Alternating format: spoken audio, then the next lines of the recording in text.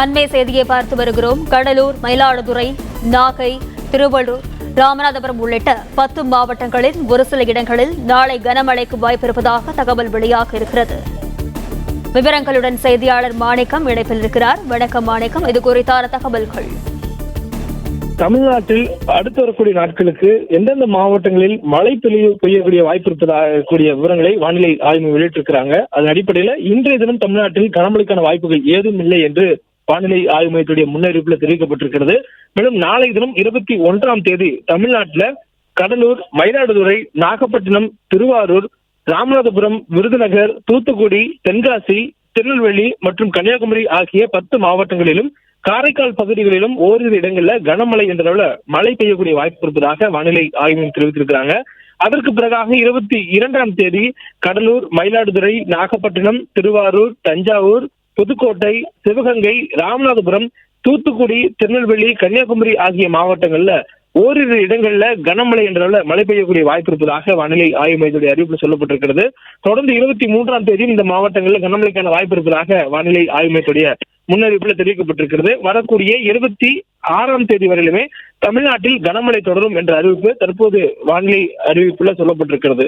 இதற்கு காரணம் வங்கக்கடல்ல வரக்கூடிய 22ஆம் தேதி வாக்கில் ஒரு புதிய குறைந்த காற்றழுத்த தாழ்வு பகுதி உருவாக இருப்பது.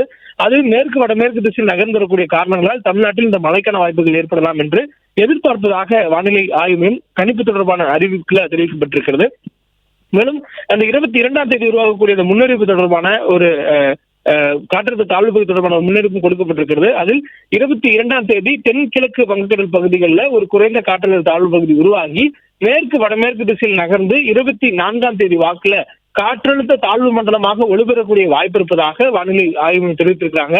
நேற்றும் இந்த தகவலை தெரிவித்திருந்த வானிலை ஆய்வு மையம் இன்றைய தினம் கூடுதலாக அதில் ஒரு புதிய தகவலை தெரிவித்திருக்கிறார்கள். அதாவது காற்றழுத்த தாழ்வு மண்டலமாக வலுவடைந்ததற்கு பின்னர் மேலும் மேற்கு வடமேற்கு திசையிலேயே தொடர்ந்து நகர்வதற்கான வாய்ப்பு இருப்பதாக வானிலை ஆய்வு மையத்துடைய கணிப்புகளில் தெரிவிக்கப்பட்டிருக்கிறது. மேலும் அது அடுத்த 48 மணி நேரம், அதாவது 24ஆம் தேதி காற்றழுத்த தாழ்வு மண்டலமாக வலுப்பெற்றதுக்கு பின்னர் அதற்கு பிறகான 48 மணி நேரம், அதாவது 26ஆம் தேதி வாக்கில் மேலும் வலுவடையக்கூடும் என்று சொல்லப்பட்டிருக்கிறது. அதாவது அதிகபட்சமாக ஆழ்ந்த காற்றழுத்த தாழ்வு மண்டலமாக வலுவடையும் என்று தற்போதைய சூழலில் எதிர்பார்ப்பதாக வானிலை ஆய்வு மையம் தனது கணிப்பை வெளியிட்டிருக்கிறார்கள். இந்த நிலையில இது புயலாக வலுவரக்கூடிய சாத்தியங்கள் தொடர்பான எந்த ஒரு அறிவிப்புகளும் அதிகாரப்பூர்வமாக இதுவரை வானிலை ஆய்வு மையம் வெளியிடவில்லை.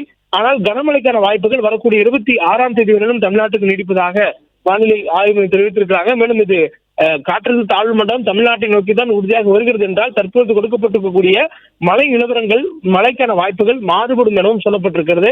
22ஆம் தேதிக்கு பிறகு குறைந்த காற்றழுத்த தாழ்வு பகுதி உருவானதை அடுத்து அதற்கு அடுத்தடுத்த நகர்வுகள் அடிப்படையில் எந்தெந்த மாவட்டங்களில் கனமழை பெய்யும் என்பது மாறுபடும் எனவும் வானிலை ஆய்வு தெரிவித்திருக்கிறாங்க. தற்போதைய சூழலில் சென்னைக்கு எந்த வகையிலும் கனமழைக்கான வாய்ப்புகள் வரக்கூடிய 26ஆம் தேதி வரையிலும் கொடுக்கப்படவில்லை. சென்னையை பொறுத்தவரையிலும் அடுத்த 48 மணி நேரத்திற்கு வானம் ஓரளவு மேகமூட்டத்துடன் காணப்படும் எனவும் நகரின் ஒரு சில பகுதிகளில் லேசான முதல் மிதமான அளவுல மழை பெய்யக்கூடிய வாய்ப்பு இருப்பதாகவும் வானிலை ஆய்வு மையத்துடைய அறிவிப்புல தெரிவிக்கப்பட்டிருக்கிறது.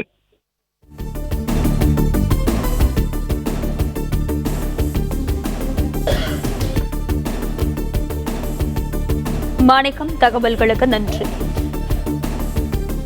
பிளே ஸ்டோர் மற்றும் ஆப் ஸ்டோரில் இருந்து பாலிமர் செயலியை QR கோடு மூலம் பதிவிறக்கம் செய்யுங்கள். செய்திகளை உடனுக்குடன் பெறுங்கள்.